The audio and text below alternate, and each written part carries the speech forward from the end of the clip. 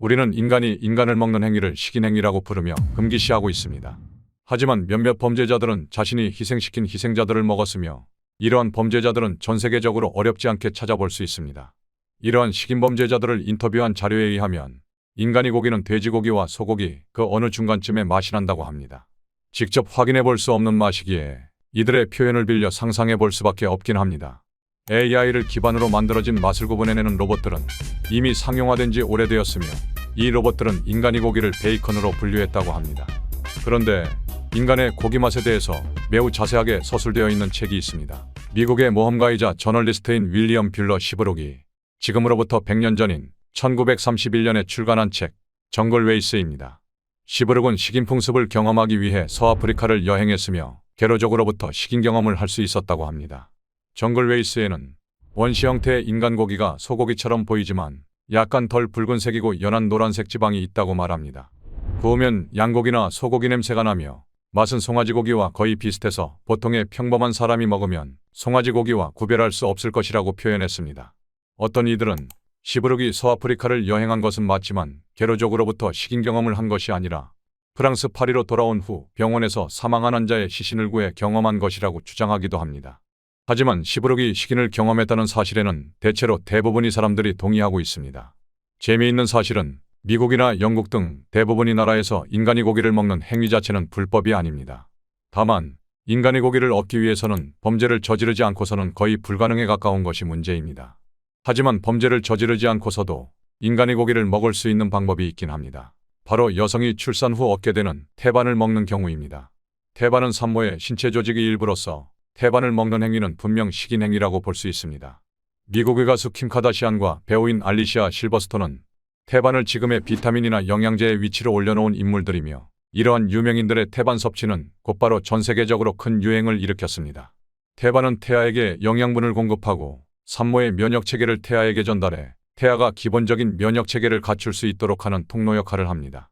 이러한 기능을 담당했던 기관으로서의 역할이 태반이 몸에 좋을 것이라는 생각으로 이어진 것입니다. 출산 후에 호르몬을 안정화시키고 신체에 에너지를 공급시키며 산후 우울증의 위험을 줄일 수 있고 심지어 피부 미용과 노화 방지에도 효과가 있다고 합니다. 물론 과학적 근거는 없으며 태반을 판매하는 업체들의 광고일 뿐입니다.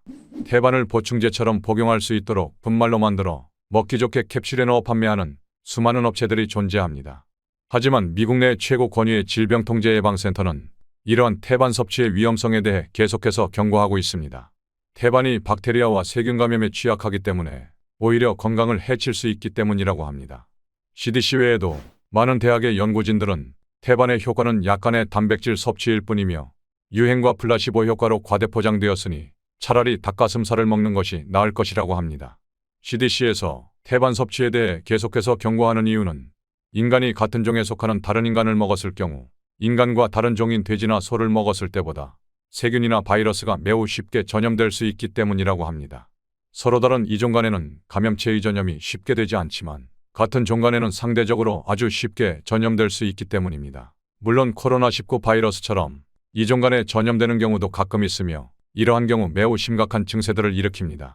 코로나 바이러스는 박쥐의 배설물에 섞여 있는 바이러스를 천상갑이 먹고 그러한 천상갑이 중국 우한 시장에서 식용으로 판매되면서 인간에게 전염된 것으로 추측합니다. 인간의 식인 행위가 더욱 위험한 이유는 바로 단백질의 전염 때문입니다. 물론 정상적인 단백질이 아닌 변형된 단백질이 문제인데요. 인간 몸속에 존재하는 단백질을 프리온이라고 부르며 변형된 프리온은 몸 안에서 분해되지 않고 계속해서 쌓이게 되며 주변의 정상적인 단백질도 변형시켜 문제를 일으킵니다. 이런 변형된 단백질이 뇌에 쌓이게 되면 뇌에 구멍을 내어 여러 가지 심각한 증상을 일으키다 거의 예외 없이 1년 안에 사망하게 됩니다.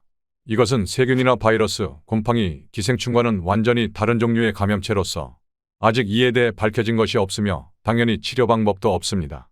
이렇게 인간 대 인간으로 전염되는 변형된 단백질로 인한 병은 크로이츠펠트 야코병과 쿠르병 두 가지이며 소에서 인간으로 전염된 단백질이 바로 광우병입니다. 이 중에서 쿠르병은 인간이 인간을 먹으면 안 됨을 입증시켜준 확실한 사례를 갖고 있습니다.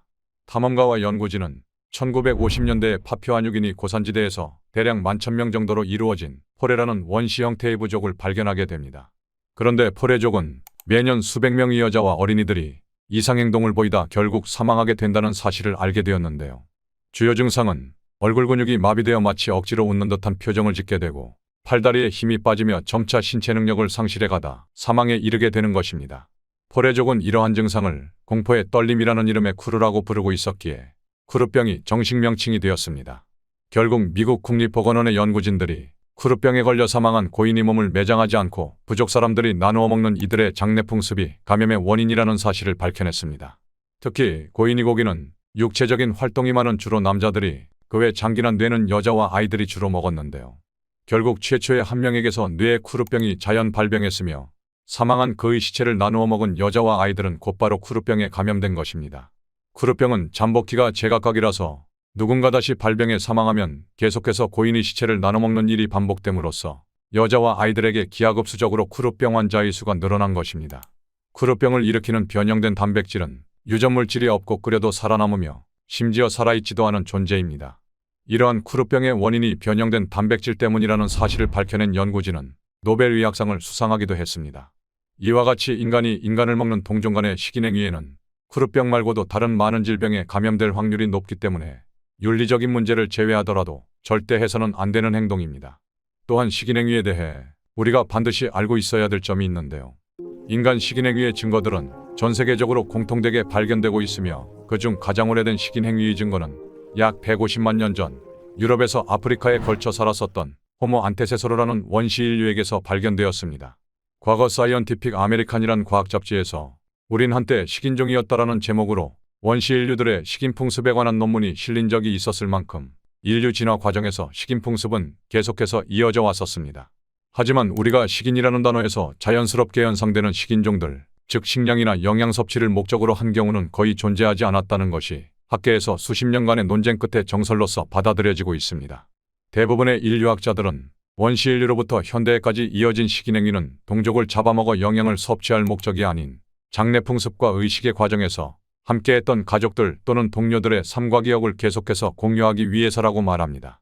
또한 지금과 마찬가지로 과거에도 최상위 포식자였던 고대 인류가 굳이 같은 동족을 잡아먹지 않고도 충분히 살아갈 수 있었기 때문이기도 합니다. 한 인간이 갖고 있는 칼로리는 대략 12만 5,822칼로리로서 60명 정도의 사람들이 하루 동안 먹을 수 있는 양입니다. 하지만 그 60명의 사람들이 서로를 잡아먹을 동안 서로 힘을 합쳐 사냥을 한다면 더 풍족한 영양분을 섭취할 수 있었을 것입니다. 매머드 360만 칼로리, 털커플소 126만 칼로리, 소희 조상인 오록스는 98만 칼로리로서 함께 동물을 사냥하는 것이 생존에 훨씬 유리했을 것이기 때문이며 그것은 지금도 어딘가에 실제로 존재할 수도 있는 식인부족들에게도 마찬가지입니다. 결국 지금까지의 식인행위들은 범죄자들이나 조난 등의 사고를 당해 정말 어쩔 수 없는 경우가 아니라면 거의 장내풍습과 연관이 있었던 것입니다. 마지막으로 위와 달리 순전히 인간이 고기를 먹기 위해 식인을 했던 사례를 소개해드립니다. 바로 1945년 미국과 일본의 태평양 전쟁 중 남태평양 치치지마 섬에서 있었던 식인 사건입니다. 일본군 지휘관 다치바나 요시오는 부하들과 함께한 회식 자리에서 즉흥적으로 포로로 잡고 있던 미군 조종사들을 살해해 그들을 술안주로 나누어 먹을 것을 명령했으며 실제로 일본군들은 미군을 술안주로 이용했습니다. 치치지마 섬의 식인 사건이 유명해진 이유는 이때 일본군에 사로잡힐 뻔했다가 극적으로 구조된 미군 조종사가 바로 나중에 미국의 제43대 대통령이 된 조지 워커 부시이기 때문입니다.